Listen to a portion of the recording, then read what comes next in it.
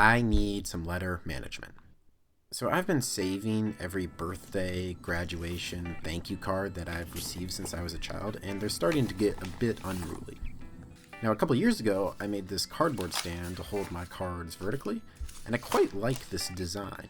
So I want to make something that's a little bit more permanent. The first thing I want to do is make the base. Now, I dimensioned this up pretty roughly, but I did want to make sure it was long enough to support a standard number 10 letter and wide enough to hold maybe double the cards I have currently, so I have a bit of room to grow. And as you can see, I made this base by just taking one long and skinny piece, cutting it into thirds, edge gluing it, and making one short and fat piece. So coming back to remove the clamps, guess what? We got a new tool. That's right, I invested in a thickness planer, so removing the excess glue and making the board flat was unbelievably easy. The only thing that went wrong is we had a rock. No, not that kind of rock. That kind of rock. They ask you how you are, you just have to say that you're fine when you're not really fine.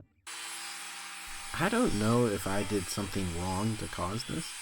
My best guess is that there was some tension in the wood that was relieved when I put it through the thickness planer, but maybe one of you guys can help out.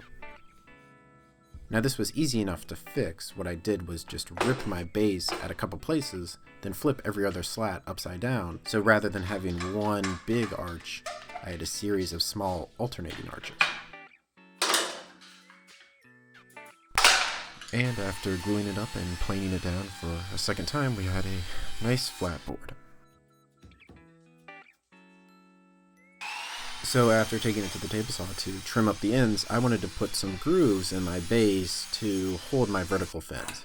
Now, I didn't want my grooves to extend all the way through the board, so I put a stop at the back of my table saw to prevent the sled from going too far. I also wanted my grooves to be a little bit wider than the thickness of the blade, so I put stops on either end of the board to limit its horizontal mobility and used a spacer to keep it consistent between cuts. I could then make a series of cuts, gradually moving the board side to side, to then get a thicker groove. And I gotta say, this left one groovy board.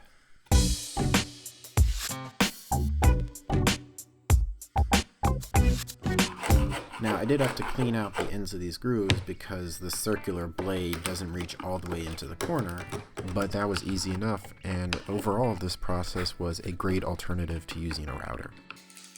Then I needed to make some slats for my slots. At this point, my slats are too thick, too long, and later I even decided some of them were too tall. But here's a good example of why order matters. It was a lot easier for me to manipulate the slats than the slots, as well as the table saw sled with stops worked in making the grooves. It was not a super precise process, and I know this because not all of the slots were the same thickness, and they were not all the same length even when I tried to get them to be. But that wasn't an issue because I could use the thickness planer to bring my slats to the exact thickness I was looking for, and the table saw to bring them to the exact length and height.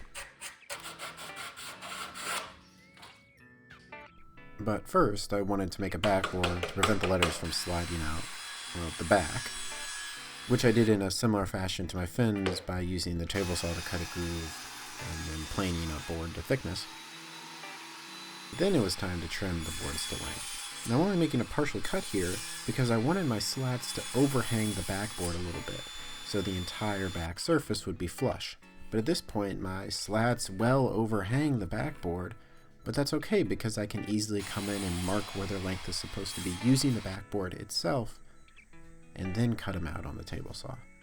This idea of cutting to fit was sort of the theme of this whole project. I rarely used the tape measure, and almost always I was cutting pieces either eyeballing it or in reference to another piece, which was really just a pleasant way to work and helped remove a lot of those small errors that you get when you don't perfectly transfer lengths.